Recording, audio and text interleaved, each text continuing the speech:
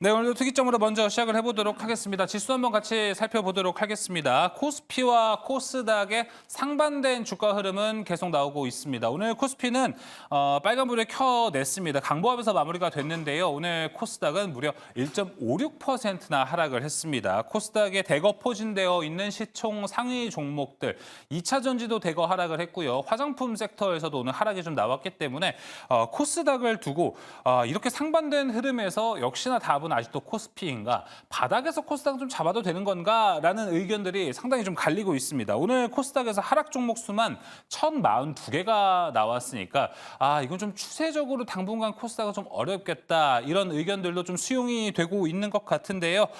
코스피와 코스닥 상반된 흐름 우리는 좀 어떻게 해석을 해야 될지 그리고 그 안에서 이벤트와 이슈 정리 어떻게 해야 될지 특이점을 통해서 확인해 보도록 하겠습니다. 자, 오늘 함께 매니저부터 소개해 드리겠습니다. 화목팀 나왔습니다. 이가람 매니저, 조기준 매니저, 김홍태 매니저 나왔습니다. 어서 오세요.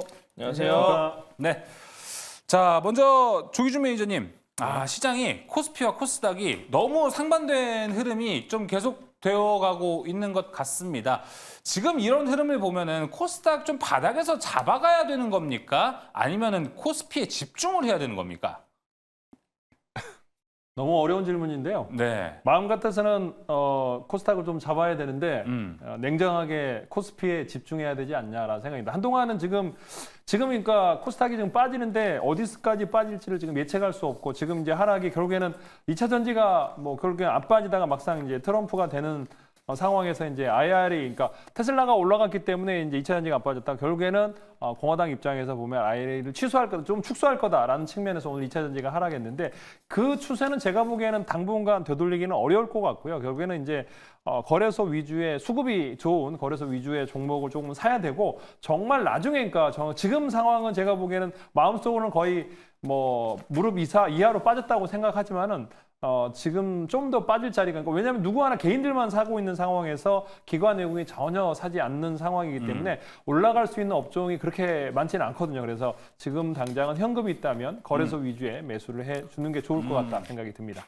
네, 지금 채팅창에 코스닥 얘기를 하니까 걷다보유님께서도 기관이 이거 너무 팔아서 그런 것 아니냐라는 이야기를 하고 계십니다. 김은태 매니저님, 기관의 매도세가 좀 안 끊기는 것 같아요. 최근에 보면. 네. 특히나 코스닥에서 보면은 지금 오늘 포함해서 10일 정도 팔았다고 하더라고요. 여기가 좀 매수세로 들어올 기미는 없을까요? 지금 시장이 워낙에 또 지난 6월 시장에서는 테마에서 이제 기술주로 넘어가는 이제 어떻게 보면은 이제 2분기 실적이 발표되는 앞쪽이기 때문에 기술주들에 대한 움직임이 강하게 올라와야 되는데 지금 날이 가면 갈수록 계속적으로 이제 무분별하게 특정한 테마들이 자꾸 형성이 되다 보니까는 아무래도 기술주들에 대한 좀 수급이 딸리는 수급으로서 나오는 모습이고요. 그 와중에서도 또 이제 실적이 좋거나 기술력이 부각이 되는 종목들은 또 거기에 대한 테마가 섞이다 보니까는 가는 종목들은 좀 잘 가는 그런 흐름을 보이고 있습니다. 앞서 우리 조기준 매니저께서 잘 말씀해 주셨듯이 2차 전지에 대한 수급들이 못 들어오고 있다 보니까는 아무래도 코스피보다는 코스닥이 조금 더 약세장을 가고 있는 모습이고요. 또 이게 정말 변수가 또 예측하기 힘들었던 변수이기 때문에 또 트럼프가 또 어떻게 또 피격 사건 또 인해서 그쵸. 그것 때문에도 이런 테마가 형성이 되고 있는데 물론 시장에서 그동안에 주목을 받지 못했던 조선업종들 이런 종들은 강한 흐름을 보였기 때문에 그런 종목들이 올라온다라고 하면 뭐 결코 시장이 나쁜 시장은 아니라고도 볼 수가 있어요. 그동안 우리가 등한시했던 종목들이 이제 좀 올라오고 있는 모습이고 그동안에 관심을 가졌던 종목들이 좀 조정을 받고 있는 모습이다 보니까 이게 가격 조정이 나오는 게 아니라 기간 조정일 가능성이 굉장히 또 클 수도 있으니까는 너무 낙심하실 필요는 없을 거로 보여지고요. 네. 어차피 테마성이야. 어차피 단기간 이제 단기적으로 이제 흐름이 수그러들 거고 또 순환매가 또 돌고 있는 시장이 나올 거라기 때문에 그 점을 좀 역이용한다라고 하면은 지금은 좀 매도 포지션을 갖는 것보다는 조금 더 진득하니 좀 기다려보는 것도 좋은 자세일 거라고 보여집니다. 알겠습니다. 자, 일단 좀 진득하니 천천히 여유를 좀 가지는 것도 코스닥에서 살아남는 방법 하나가 될 것 같습니다. 자, 혹시 그리고 이 이슈로 인해서 코스닥에서 반등이 나올 수 있지 않을까 생각하시는 분들도 꽤 있을 것 같습니다. 바로 원전 이야기인데요. 이 이야기를 오늘 특이점에 앞서서 먼저 긴급 이슈로 한번 점검 한번 해보도록 하겠습니다. 화면 먼저 만나보시죠. 자, 두코바니 원전수주 우선 협상자 대상 선정이 이제 좀 더 연장이 될 것 같습니다. 아무래도 26일까지 좀 미뤄질 수도 있다라는 이야기가 나오고 있습니다. 현재 보도에 따르면요. 일단 체코전력공사가 체코 산업통상부로부터 신규 원전 입찰자 제외 권한의 행사 기한을 26일까지로 좀 2주 연장해달라 이렇게 얘기를 했는데요. 저는 사실 오늘 이거를 거꾸로 알았습니다. 산업통상자원부라고 하니까 우리나라 산업통상자원부에서 이 기한을 미뤄달라고 했구나. 그러면은 만약에 당장 내일이 이벤트인데 우리나라가 준비가 안 돼 있어가지고 만약에 내일 발표가 됐다면 악재가 되겠구나라고 생각을 했는데 전혀 아니더라고요. 정반대. 오히려 체코 쪽, 오히려 이제 프랑스 쪽에서 이렇게 이야기를 한다라는 것은 오히려 우리나라가 잘하고 있구나라고 좀 생각이 들 것 같은데요. 이가람 매니저님, 이게 연기가 된다면은 아무래도 좀 이 이벤트 전략이 더 연장이 되지 않을까 이렇게 생각이 들어요. 그렇죠. 아마 그 이벤트가 좀 밀린 거기 때문에 네. 뭐 종목에는 문제가 생겼다라고 보기는 어려울 것 같고요. 오늘 원전주들의 아침부터의 하락은 아무래도 재건 테마가 올라가다 보니까 다른 테마가 올라가서 테마 자금이 나갔다 보니까 밀린 것이지 지금 원전 쪽에 문제가 생겨서 내려갔다라고 보기엔 좀 어려울 것 같습니다. 그럼 나중에 이제 장 마감 후에 나왔던 체코 쪽에서의 이제 지금 결정에 대한 날짜가 약간 딜레이됐다라는 거. 그렇다는 얘기는 결국 이제 음봉 때는 결국 원전주를 다시 한 번 더 담아봐야 되지 않겠느냐. 라고 볼 수가 있기 때문에 저는 이번에 원전주들은 올라갈 때 양봉대 사기보다 지금처럼 내려와 있는 좀 부담이 덜한 음봉 상황에서가 오히려 신규 접근하기에 좀 괜찮을 것 같고 다음 주를 바라본다면 더 괜찮을 것 같은데 빠르면 당장 또 내일 나올 수 있거든요. 이게 지금 회의가 두 번 하는 거라서 1차 회의 때 결정이 된다면 그게 2차 회의 때까지도 이어질 거기 때문에 물론 내용이 이제 바로 공개가 안 될 테지만 뭔가 좀 빠르게라도 뭔가 내 1차 회의 결과가 체코 언론 통해서 올라온다고 한다면 또 바로 또 올라갈 수 있는 게 원전이 될 것 같고 그다음에 제가 그 체코에 있는 두산 관련 자회사를 좀 언론을 계속 찾아보고 있는데요. 예. 제가 체코 쪽에 올라와 있는 언론 보다 보니까 한국에 있는 두산 관련된 원전 관련된 기업들이 체코에 있는 체코 자회사들한테 기술 이전을 좀 상당히 많이 하고 있다라는 소식도 들려오거든요. 그걸로 봐서는 어느 정도 수주 가능성을 좀 높게 볼 수 있지 않을까라고 생각이 드는 거니까 원전 관련된 거는 이번 하락을 다시 한 번 더 좀 기회로 삼아 보는 게 좋지 않을까라고 말씀을 드리겠습니다. 알겠습니다. 자, 일단은 뭐 내일도 잘하면 우선 협상자 1차 발표가 나올 수도 있기 때문에 가능성을 아예 배제하지는 말아라는 이런 언론 보도가 있었는데요. 이런 걸 좀 미루어 봤을 때는 조기준 매니저님, 우리나라가 프랑스보다 확실히 앞선 모습을 좀 보여줬다, 지금까지. 이렇게 해석을 해도 될까요?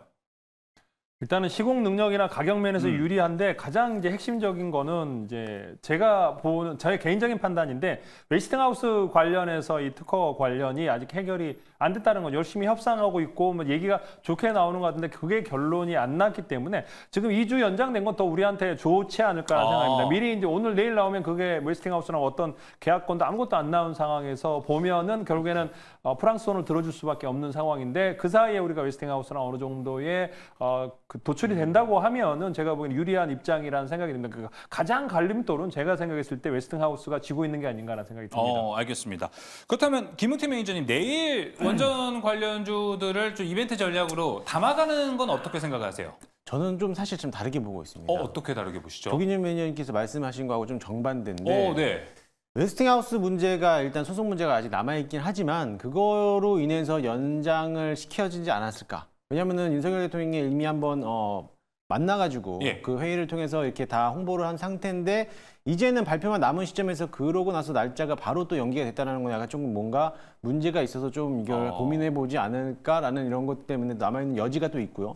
예전에 우리나라가 폴란드하고에 대한 이제 협상 테이블을 놓고 봤을 때 그때도 웨스팅하우스에 대한 소송 문제가 있었어요. 그때는 폴란드에서 어떤 얘기를 했냐면은 웨스팅하우스하고 한전의 문제는 너네들끼리 알아서 해라. 나는 한국에 있는 거 갖다 쓰겠다라는 것 때문에 협상 테이블에 올라왔던 건데 폴란드도 그런 식으로 왔다라고 하면은 분명히 체코에서도 그거에 대해서 어느 정도의 수긍을 하는 모습으로 그려졌다는 거죠. 근데 그렇게 나서 윤석열 대통령이 방한하고 나서부터 일정 부분에서 내일 발표내는 건데 이게 갑자기 또 연기가 됐다. 라고 또 나온다라고 하면은 아직까지 웨스팅하우스에 대한 문제를 조금 더 얘네들이 좀 심각하게 고민하고 있지 않을까. 그러면 또 우리나라 쪽 면에서도 어떻게 좀 불리한 작용이 또 보일 수도 있다라고도 저는 또 생각을 하기 때문에 아.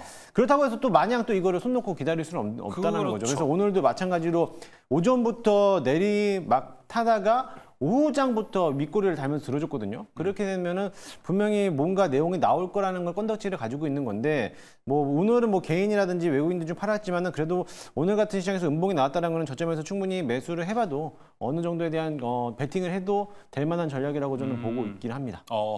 일각에서는 만약에 내일이 원래 이벤트 일정이었다라고 하면은 내일 뭐 세론이 나와서 일시적으로 좀 급락을 한다면 원전은 지금 담아가도 괜찮은 섹터다라고 이야기를 많이 합니다. 왜냐하면 지금 좀 트럼프 트레이딩 관련주로도 엮여 있는 게 원전이기 때문에 만약에 그런 기간 안에 원전 관련주가 지금보다 좀 떨어진다라면은 적극적으로 매수해도 괜찮다. 김우태 매니저님 이렇게 봐도 될까요?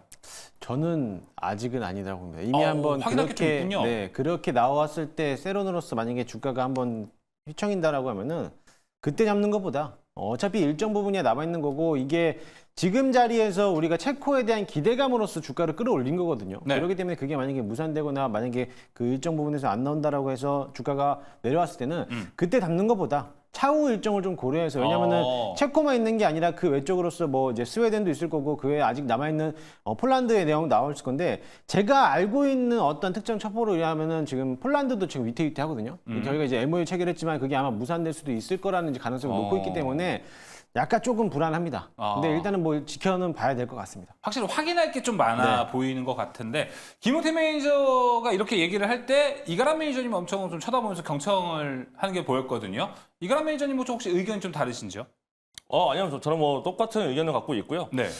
저는 여전히 뭐 원전 쪽은 관심 있게 봐야 되는 섹터는 맞다라고 보고 있고, 다만 이제 내일 당장 또 그러면 이제 밀린 거 맞는 거니까 그 내일 당장 또 살까라고 하기보다는 이번 주는 일단 좀 한 2, 3일 정도 좀 지켜보고 난 다음에 네. 그 다음에 접근하셔도 충분하지 않을까라고 말씀을 드리겠습니다. 알겠습니다. 일단 우선 원전 관련주들은 천천히 우리가 매수를 해보는 작전이 오히려 현재 시장에서 좀 안전하게 먹혀 들어가지 않을까 이렇게 생각이 들으면서 저희가 긴급 점검으로 이 체코 두코바니 원전 우선 협상자 발표가 지연됐다는 이슈와 함께 이런 이슈와 그리고 관련주들의 향방에 대해서 이야기를 좀 나눠봤습니다. 자, 이제 바로 첫 번째 특이점으로 넘어가 보도록 하겠습니다. 첫 번째 특이점 열어주시죠.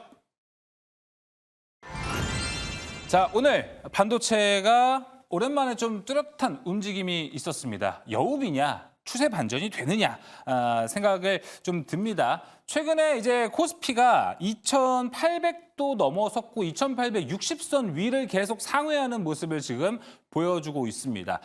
이런 지수만 본다면은 시장이 괜찮아졌구나라고 생각을 하시는 분들이 많을 것 같은데 요새 차라리 시장이 좀 더 어렵다라고 이야기를 하시고 이런 분위기에서 9월 금리 인하 가능성도 되게 많이 올라갔습니다. 그러다 보니까 투심은 좋아져야 되는데 오히려 종목들은 안 올라간다. 반도체도 옛날만큼 안 올라간다. 이렇게 좀 고민을 하시는 분들이 많을 것 같습니다. 그런데 오늘 이제 현대차증권에서 한미반도체 목표가 30만 원 리포트가 나오면서 모처럼 한미반도체가 좀 올라간 모습을 보여줬거든요.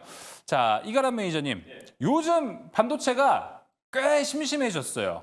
심심하죠. 예. 우리가 특이점에서도 항상 1번으로 반도체 얘기를 한두 달 전에만 해도 맨날 했었는데 최근 한 1, 2주 동안은 반도체 이야기 안 했던 것 같거든요. 맞습니다. 그만큼 시장에서 조금 추세가 이탈됐나요, 현재? 아무래도 지금 시장은 또 단기 이슈거리를 많이 찾다 보니까 그 지금 상태에서는 이슈거리가 많지 않은 게 반도체입니다. 그리고 지금 테마성 종목들에서의 움직임이 굉장히 커지고 있는 상태다 보니까요. 아무래도 테마 쪽으로 많이 갔다 보니까 반도체가 좀 쉬어간 분위기로 가고 있는 것 같은데 주가만 놓고 봤을 때 삼성전자는 또 굉장히 잘 가고 있습니다. 삼성전자 지금 뭐 한 달 넘게 지금 상승만 나타나고 있을 정도로 문제는 삼성전자만 간다는 거죠. 삼성전자만 가고 그거 이외의 소부장들은 크게 움직임이 없는 건데 그렇다기에는 결국은 코스닥에 있는 반도체들은 코스닥에 안 가다 보니까 못 가는 것도 있고 그다음에 코스피에서는 삼성전자만 사는 건데 외국인들이 한국을 사면서 가장 먼저 사는 건 또 삼성전자다 보니까 삼성전자 코스피가 같이 동행해서 계속 우상향으로 올라가고 있다라고 볼 수가 있을 것 같습니다. 근데 이제 오늘 나왔던 거를 좀 체크를 해봐야 될 것 같은데요. 일단 삼성전자 관련된 루머가 좀 상당히 많았습니다. 맞아요. 어저께도 왼쪽에도 있었고 오른쪽에 있었는데 제가 그 원문들 한번 보면서 좀 간단하게 한번 좀 체크만 좀 가볍게 해보도록 하겠습니다. 이제 오늘 아침에 나왔던 대만 쪽 언론사인데요. 디스타임즈라고 해서 디스타임즈라고 대만 쪽에서 굉장히 유명한 언론사입니다. 네. 그 디스타임즈 올랐던 거 보게 되면 간단히 아무것도 안 보고 이거 한번 보시면 되는데 삼성 써 있고 HBM에 3Q 써 있거든요. 그렇다는 얘기는 삼성의 HBM이 3분기 통과되는 거 아니냐라는 얘기로 이렇게 볼 수가 있겠고 네. 그다음에 이제 영어판인데요. 대만 쪽에도 트렌드포스트라고 해서 네. 트렌드포스트도 이제 IT 관련해서 굉장히 또 유명한 언론사입니다. 여기도 또 똑같은 내용이 적혀져 있는데 삼성이 HBM3E가 이제 엔비디아 관련해서 이제 3분기 때 통과되지 않겠느냐 그런 얘기가 상당히 지금 많아지고 있거든요. 그래서 지금 어저께부터 해서 올라왔던 게 결국은 삼성전자가 HBM3E가 이제 퀄 통과되는 거 아니겠느냐라는 기대감으로 어제 많이 올라왔고 오늘까지 올라온 게 아니었겠느냐라고 좀 많이 좀 추측을 하고 있는 것 같습니다. 근데 그게 또 한 가지가 뭐가 있었냐면 이제 어저께 올라왔던 소식 중에 하나인데요. 이게 오늘도 한번 나왔고 어제 나왔는데 사실 오늘 나왔던 언론 보도는 어제 나왔던 게 재탕이었습니다. 엔비디아가 TSMC한테 블랙의 수요가 너무 좋으니 우리 이거 주문 더 하겠다. 주문량을 늘렸다라고 합니다. 그러면 이제 결국은 HBM 관련해서 TSMC한테 넘겨줘야 되는 하이니스가 이만큼의 캐파가 있느냐가 중요할 것 같거든요. 근데 지금 요 3분기 때 통과될 거다라고 했던 것들은 지금 제가 봤을 때는 대만, 그러니까 한국 언론사가 아니고 대만 언론사, 더군다나 가장 유명한 두 개의 언론사에서 올라왔기 때문에 신뢰도가 높은 거 아니겠느냐라고 볼 수 있겠지만 원래 HBM3E 8단이 삼성전자의 전망치가 7월 말, 8월 말이었어요. 예. 결국 3분기 때 원래 일정인 건데 그때 그냥 통과되지 않겠느냐라는 추측성의 언론 보도인 것 같고 다만 이제 조금 더 나가 본다면 지금 삼성전자가 너네 하반기에 그러니까 고객사들한테 하반기에 물량이 있으면 미리 예약해라. 안 그러면 하반기에 못 줄 수 있다라고 표현을 했다라고 합니다. 그렇다는 얘기는 결국 TSMC가 블랙에 따라서 주문량을 증가시켰다라는 거는 하이닉스 이외의 고객사한테 물량을 줄 수가 있기 때문에 그런 거 아닐까라고 추측을 해볼 수가 있을 것 같아요. 그러면 이제 하이닉스와 마이크론 테크놀로지인데 마이크론 같은 경우는 오늘 SK증권에서 올라온 거 보니까 25년도에 대한 밸류의 추정치, 영업 추정치가 꺾이고 있습니다.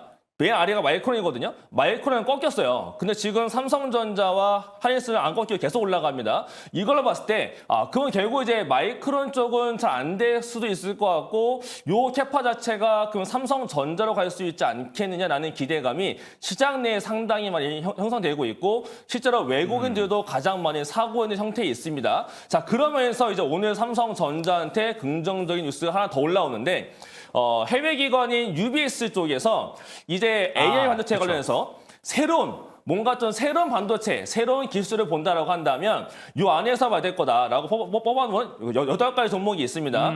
유럽에서 볼 수 있는 뭐 ASMPT도 있고 여러 가지 종목이 있는데 이 안에 삼성전자가 적혀져 있어요. 근데 보시게 되면 여기 옆에 있는 콘센트가 어떤 거냐면 앞으로 위로 열려있는 업사이드 얼만큼 더 상승할 수 있겠느냐에 대한 목표 주가입니다. 여기서 삼성전자가 가장 높은 룸을 가지고 있어요. 그래서 삼성전자는 UBS의 목표 주가 봤을 때 앞으로 25%는 더 올라갈 수 있을 것이다라는 의견이 또 나왔습니다. 그래서 결국 이제 뭔가의 우주의 기운들, 외국인들의 기운들이 삼성전자를 향하고 있는데 대만 쪽에서 올라왔던 거를 더 보게 되면 이제 고객사에 대한 태도, 고객사들한테 물량을 예약을 해라. 안 그러면 우리 하반기 때 못 줄 수 있다라는 포인트하고 그다음에 여러 가지 모니터 봤을 때 그리고 이제 뭔가 하반기로 봤을 때 삼성전자가 결국 이제 라인 자체를 HBM 쪽 많이 돌리는 거 아니겠느냐. 그다음에 7월 31일 날 어닝 발표가 있는데 이 자리에서 여러 가지 코멘트가 나올 것 같아요. 근데 지금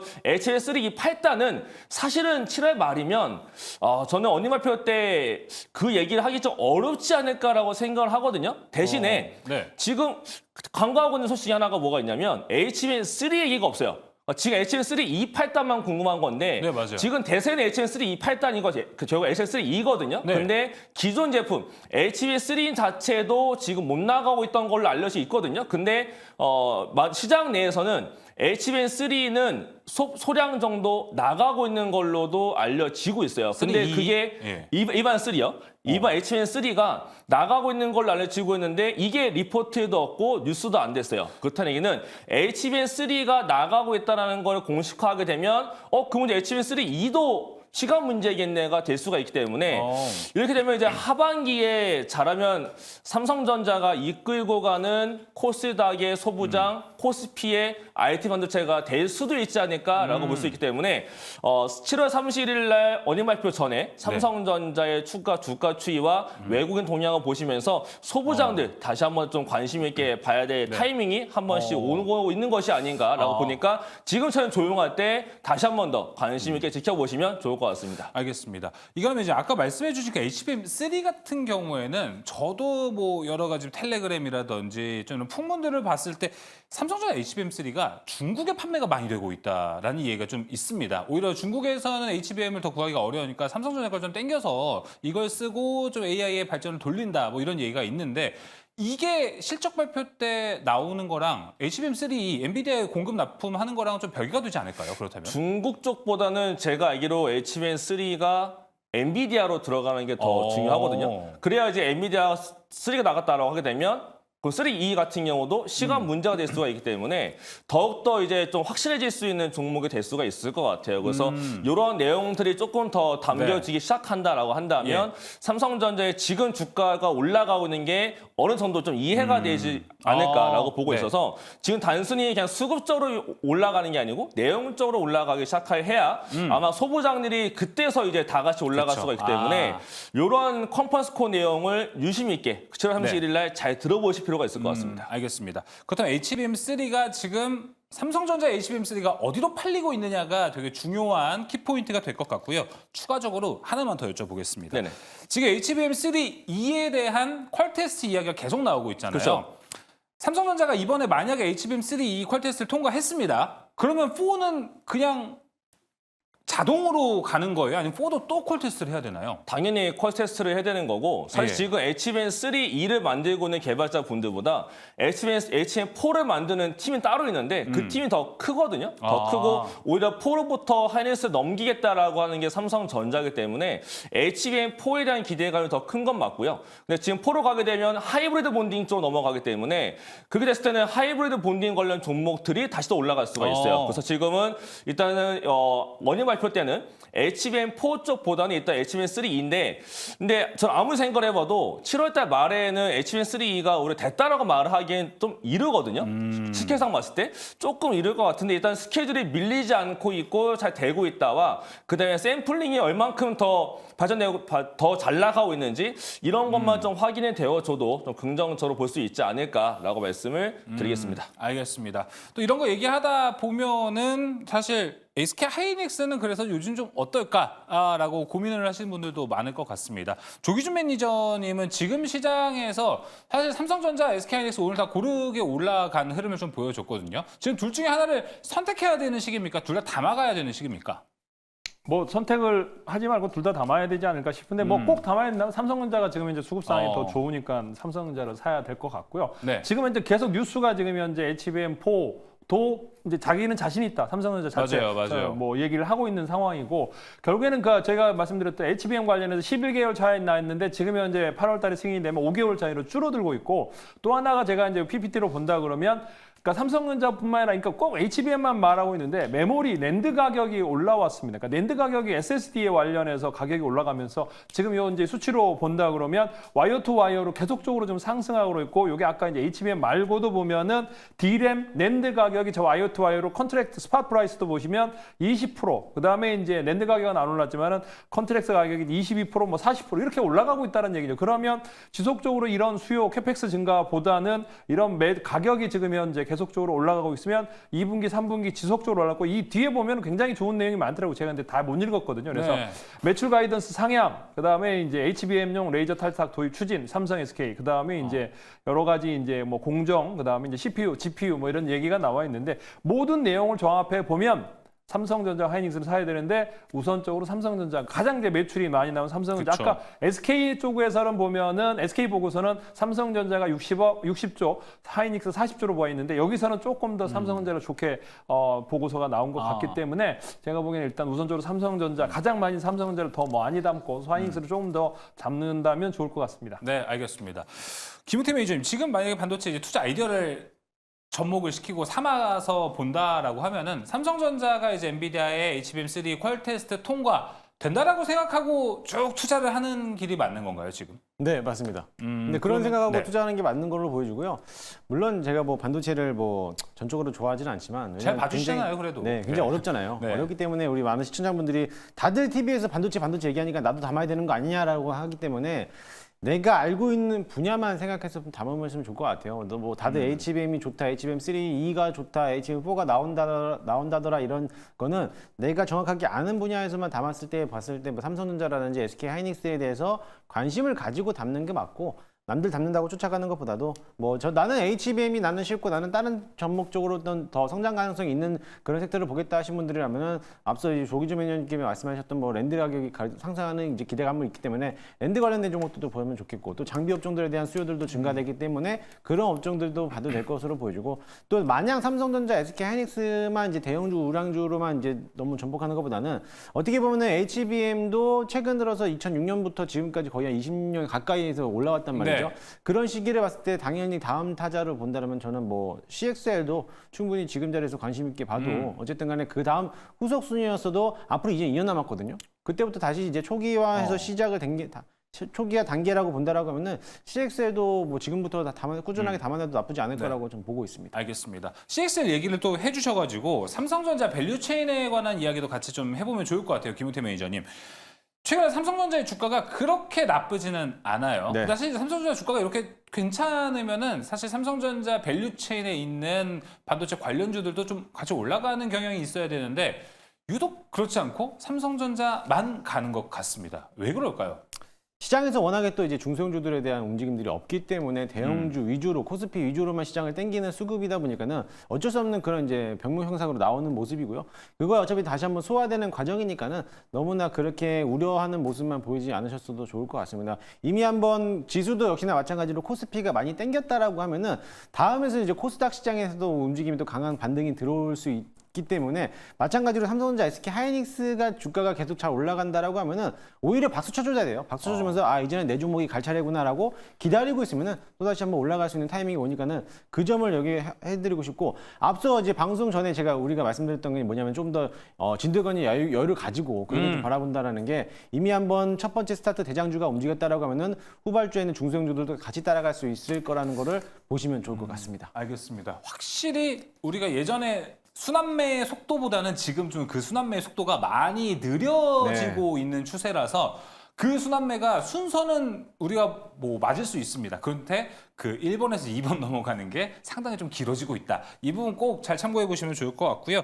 자, 아까 이제 이가람 매니저님 하이브리드 본딩 이야기를 좀 해 주셔가지고 네. 그쪽 보자면 오늘 제너셈이 아마 그것 때문에 좀 강하게 올라간 게 있었습니다. 그쵸. SK 하이닉스와 그 하이브리드 본딩 장비를 공급한다는 것 때문에 이런 얘기가 나오는 것 자체가 HBM4를 보면 확실히 하이닉스가 더 앞서가는구나라는 건 보이는 것 같아요.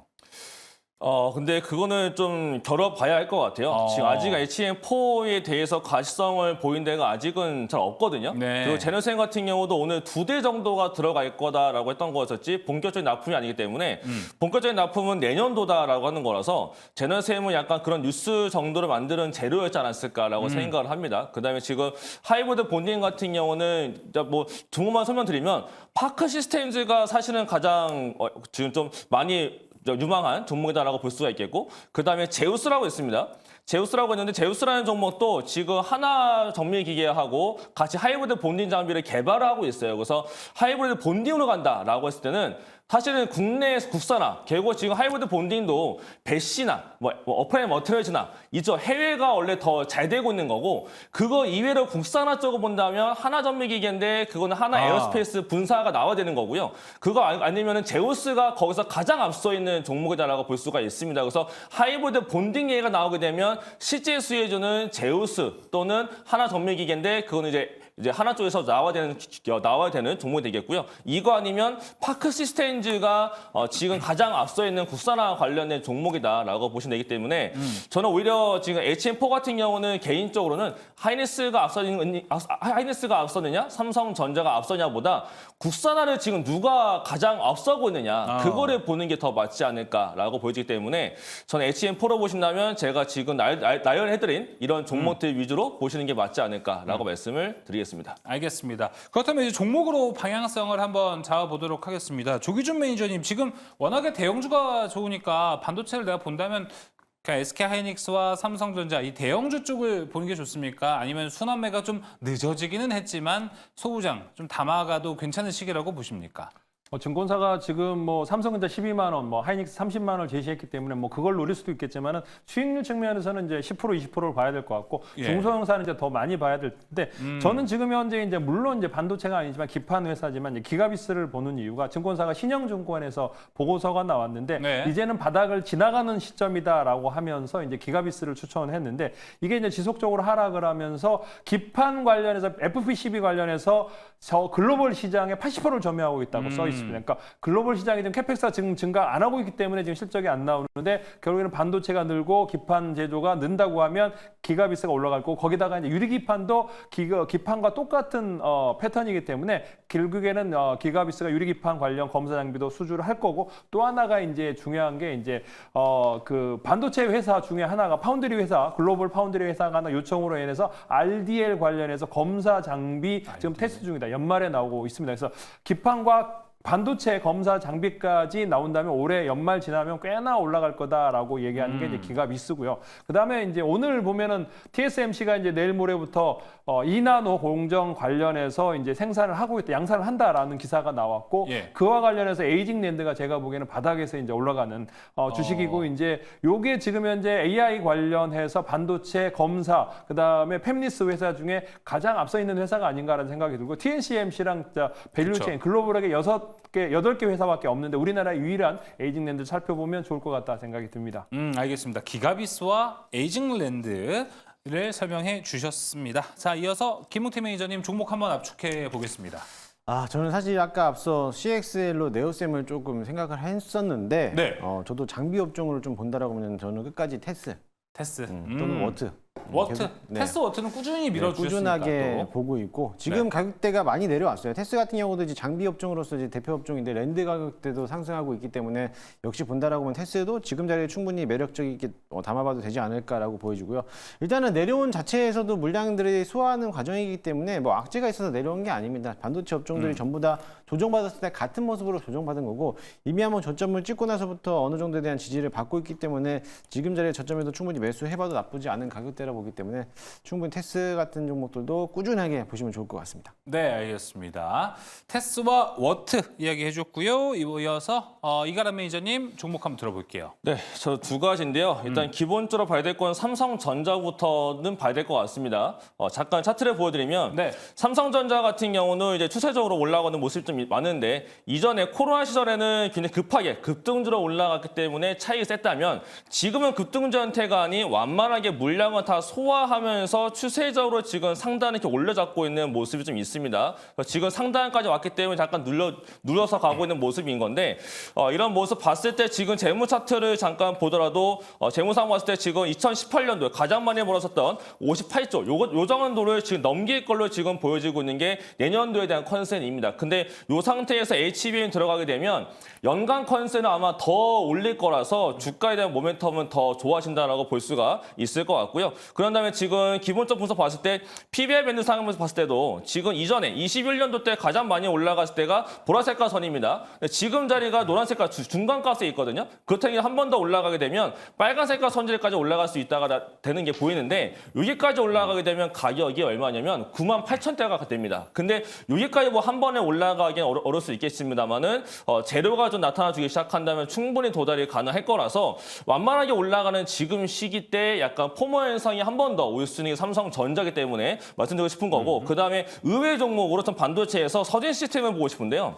서진 시스템이 대부분 이제 통신 장비 아니면 ESS로만 아실 것 같습니다. 근데 물론 지금 매출액은 ESS가 가장 큰 건 맞는데 반도체로도 반도체 장비주가 있어요. 반도체 장비라고 있고 여기랑 고객사가 램 램서치와 어플라이 머티리얼즈 약간 이런 식으로 해서 해외 고객사가 상당히 많습니다. 근데 지금 서진 시스템이 말을 하기를 올해까지는 ESS가 가장 큰 건 맞는데 내년도부터는 오히려 반도체 장비의 매출액이 이번에 ESS를 넘을 것이다 라고 지금 전망치 내놓을 정도로 고객사들의 수주가 상당히 많은 걸로 알려지고 있기 때문에 서진 시스템은 이번에 ESS 그다음에 내년도 반도체를 본다면 지금 정도 자리도 절대 비싸다라고 말하기 어렵다라고 보여져서 저는 의외로 ESS와 반도체가 엮여져 있는 서진 시스템을 탑픽으로 말씀을 드리겠습니다. 알겠습니다. 삼성전자와 서진 시스템까지 들어보면서 첫 번째 특이점 마무리를 해보도록 하겠습니다. 저희가 아까 긴급점검에서 했었던 이슈에서 자막에 대한 거 좀 정정을 다시 한 번만 하고 짤막하게 넘어가도록 하겠습니다. 자, 아까 나왔었던 이야기가 이 프랑스와의 경쟁인데 프랑스 말고 독일로 자막이 잠깐 잘못 나갔던 것 저희가 다시 한번 정정해드리면서 프랑스와의 경쟁이 16일에서 26일로 현지 연계의 보도가 되었다라는 말씀 전해드리면서 두 번째 특이점으로 넘어가 보도록 하겠습니다. 두 번째 특이점 열어주시죠. 네, 지금 독일이든 프랑스든 상관이 없습니다. 이 나라가 더 중요합니다. 미국으로 가야 되는데요. 자, 바로 어제 트럼프가 지배한 시장이었는데 그 지배력이 오늘까지 이어졌습니다.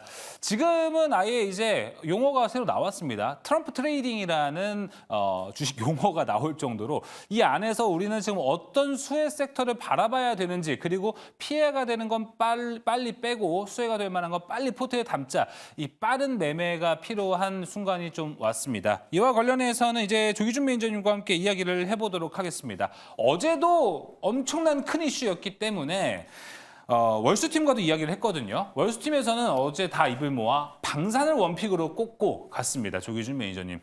근데 오늘 방산이 또 엄청 잘 갔어요. 그래서 화목팀은 어디를 꼽아줄지가 상당히 또 기대가 됩니다. 아이러니컬하게도 네. 트럼프가 지금 현재 우리나라 시장을 좌지우지한다는 거는 참 슬픈 현실입니다. 네. 그래서 우리나라 자주 독립 국가인데 미국에 너무 매여서 움직이는 게 아닌가라는 생각이 들기도 하고요.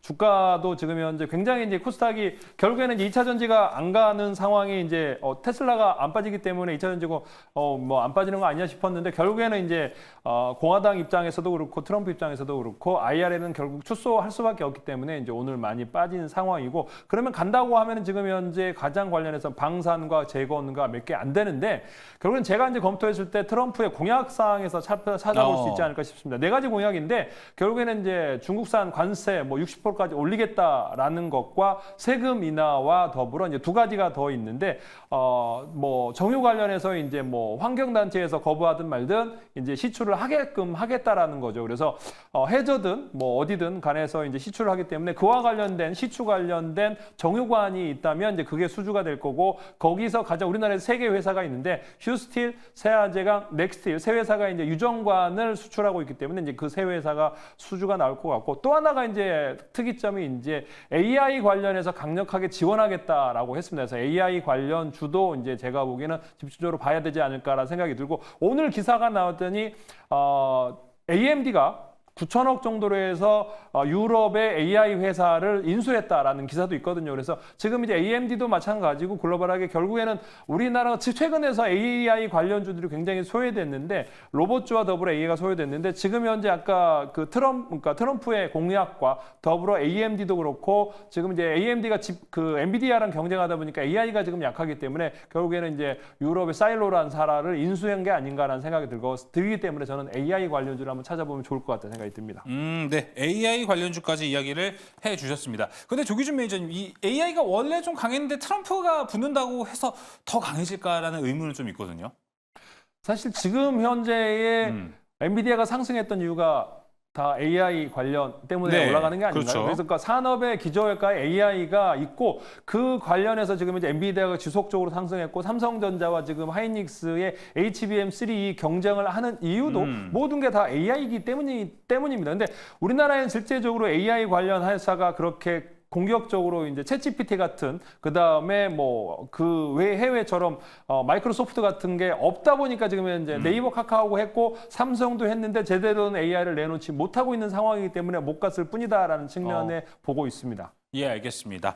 자, 채팅창에 올림배님께서 올려주신 내용이 하나 있어가지고 이게 좀 길긴 해요. 다 읽진 않아도 뭐를 말하고자 하는지는 다 바로 나와 있거든요. 한번 보도록 하겠습니다. 자, 드디어 건설주가 가는군요. 두 번째나 세 번째 특이점으로 다룰 거라 생각해 봅니다. 정확히 예측을 좀 하신 것 같습니다. 이렇게 트럼프 트레이딩과 관련해서 건설주들도 올라가고 있고 금리 인하도 좀 맞물려서 여기를 오히려 좀 낙관적으로 봐도 괜찮다라는 의견들이 여러 가지가 좀 나오고 있습니다. 김우태 매니저님 봤을 때 지금 건설주가 재건과도 좀 엮여서 가지 않을까라는 기대감이 지금 있거든요. 건설주 좀 판단 어떻게 하십니까? 지금에서 건설주 담는 거는 조금 너무 시기상조일 거라고 보고요. 너무 좀 땡겨왔다. 네, 그걸 제가 이제 트럼프 주요 공약에 대해서 잠깐 좀 띄워드렸는데 예.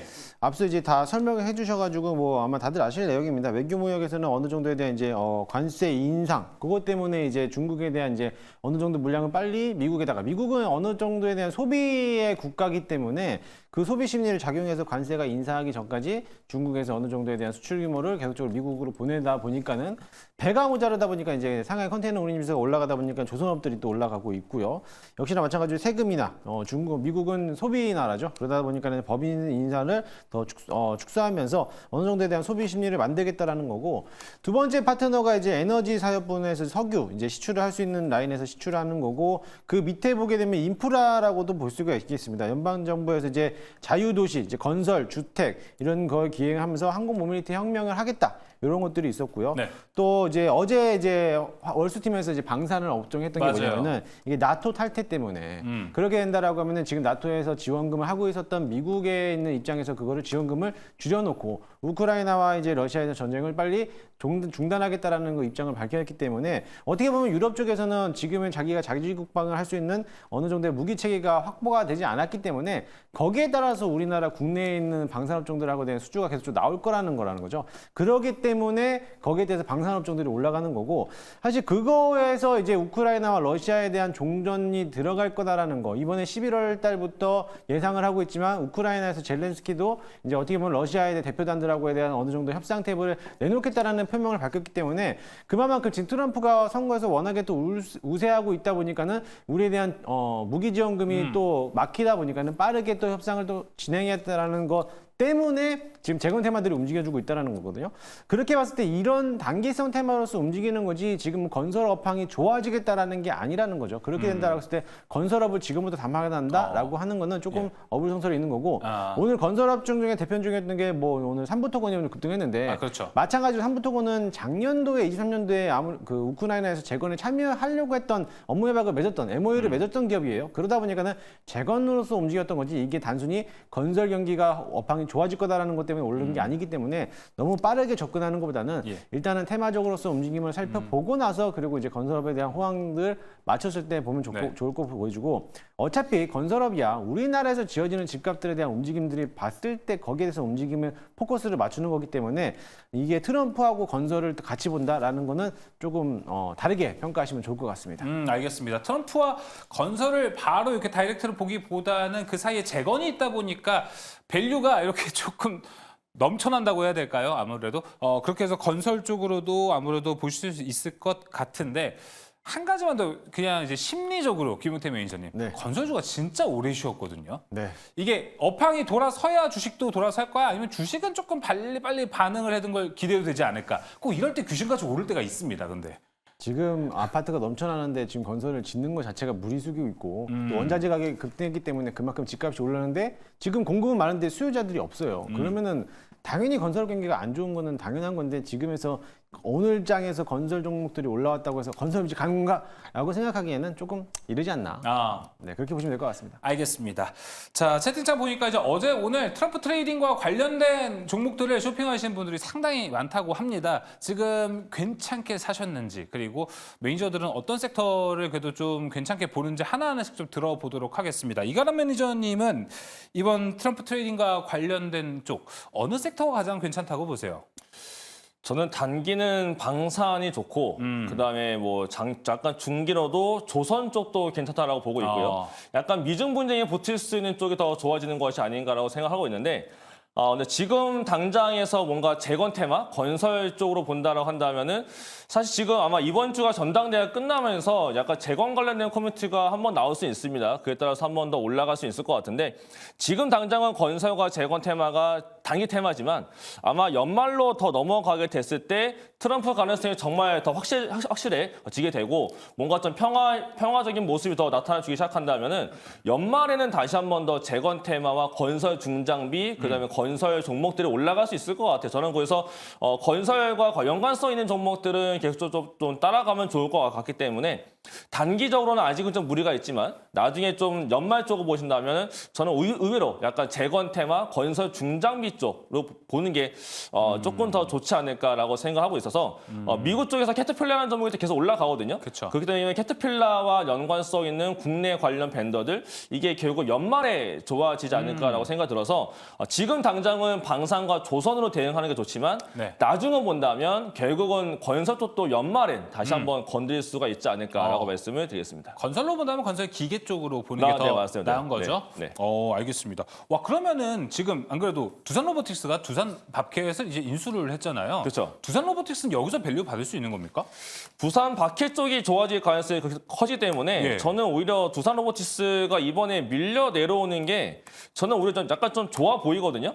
그래서 두산 로보티스도 결국 나중엔 더 좋아질 것 같고 물론 이제 두산 바켓이 완벽하게 다 들어가게 될 필요가 있는데 거기에 대해서 아직 공시가 정확하게 안 나왔어요. 그래서 두산 바켓은 나중 문제다라고 생각이 들고 있고 네. 두산 바켓 쪽은 결국 좀 좋아질 수가 있는 가능성이 크다. 나중에는 결국 로보틱스까지 이어지지 않을까라고 말씀을 드리겠습니다. 알겠습니다. 자, 이번에는 조기준 매니저님은 좀 어떤 섹터를 유심히 보는지 한번 들어보도록 하겠습니다.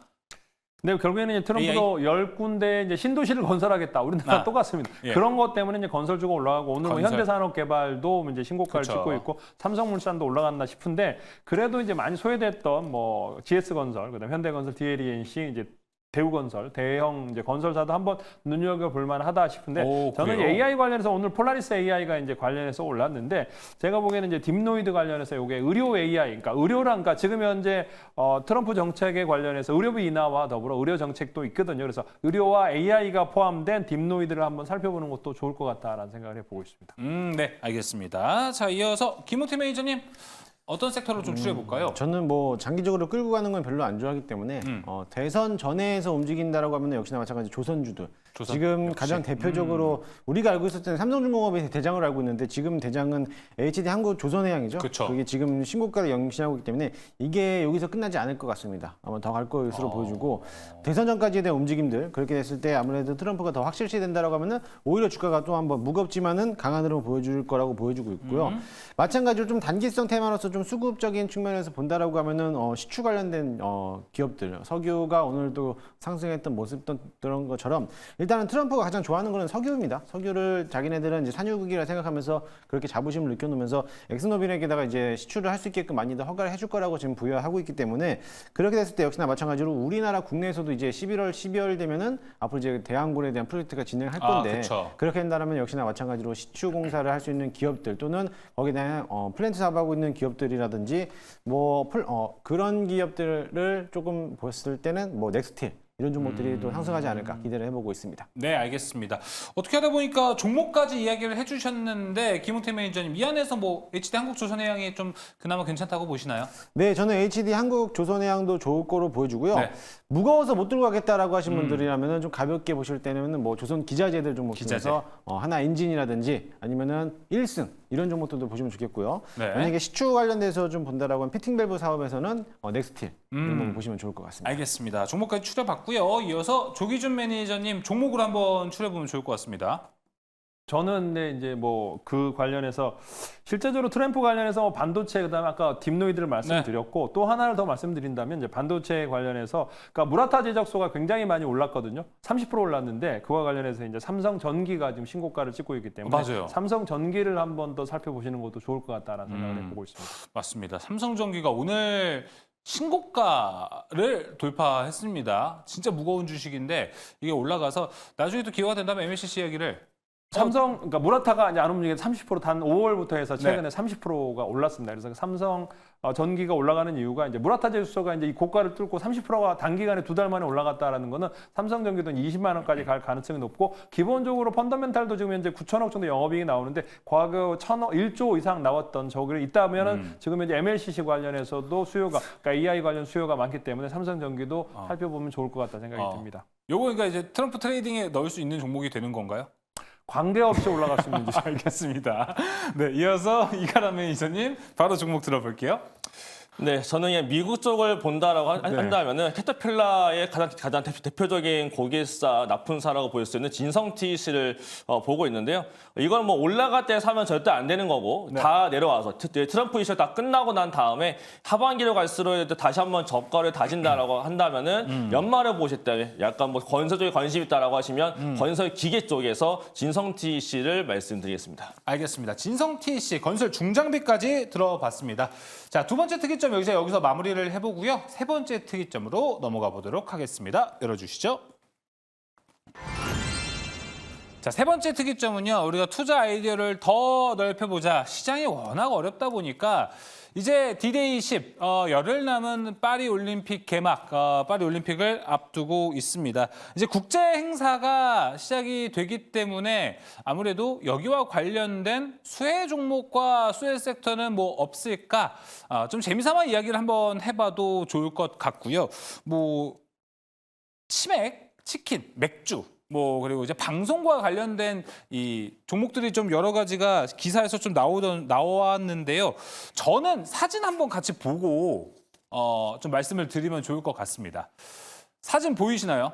저게 이번에 우리나라 국가대표팀 단복이라고 합니다. 근데 저 단복 어디서 만든 줄 아세요? 무신사 스탠다드에서 만들었더라고요.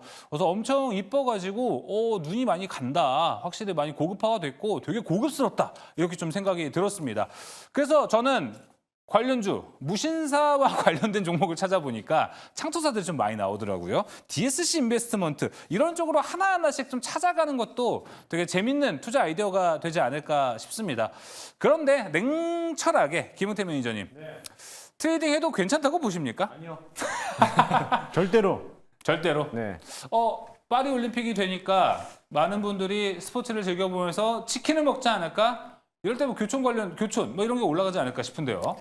저희가 앞서 코스닥이 왜 안 올라갔는지를 누누이 얘기했는데 이렇게 자꾸 테마가 형성돼서 올라간다라고 하면은 시장 이제 박살납니다. 네. 그렇기 때문에 재미로만 보시고 소액으로만 단기적 트레이닝 관점을 봤을 때 본다면 뭐 치킨 뭐 판다라고 했는데 엊그저께 복날이었어요. 네. 치킨 가격이 올라왔나요?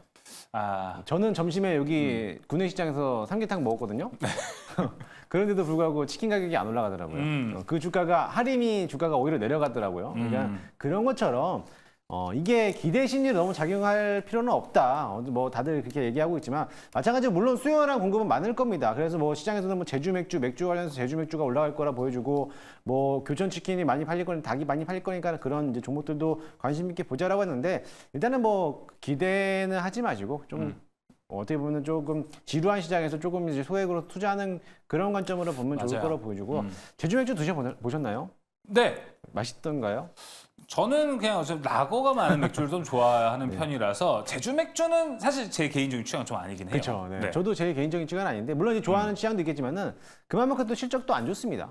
실적도 안 좋은 아래에서 오늘도 장중에서 밀려오는 모습을 보였기 때문에 이런 맥주 상품 관련된 기업들은 물론 이제 그 시기에서 많이 팔릴 수는 있겠지만은 그런 분위기 속에서 주식을 같이 붙인 거는 조금 안 맞지 않나 저하고는 그렇게 좀 보고 있습니다. 네, 지금 스리슬저님께도 채팅창에 올려주셨는데 사실 전 세계적으로 파리올림픽이 진짜 기대가 되는 세계적인 이벤트는 맞습니다. 근데 그 어느 때보다 우리나라 측면에서 본다면은 이번에 좀 기대가 덜 되긴 하거든요. 구기 종목이 지금 좀 전멸된 상태이고 지금 뭐 대한축구협회에도 문제가 상당히 많지 않습니까? 축구 국가대표, 축구 올림픽 대표도 못 나가기 때문에 이번에는 좀 다 같이 모여서 응원을 하거나 뭐 그런 것들도 많이 좀 없어질 수도 있겠다. 좀 이렇게 생각이 듭니다. 그리고 조기준 매니저님 이런 파리 올림픽 관련주들이만 오른다라고 하면은 이것도 사실 시장 분위기가 되게 좋을 때 한 번씩 주목을 받아서 올라가지 않습니까? 장이 안 좋을 때 주목을 받겠죠.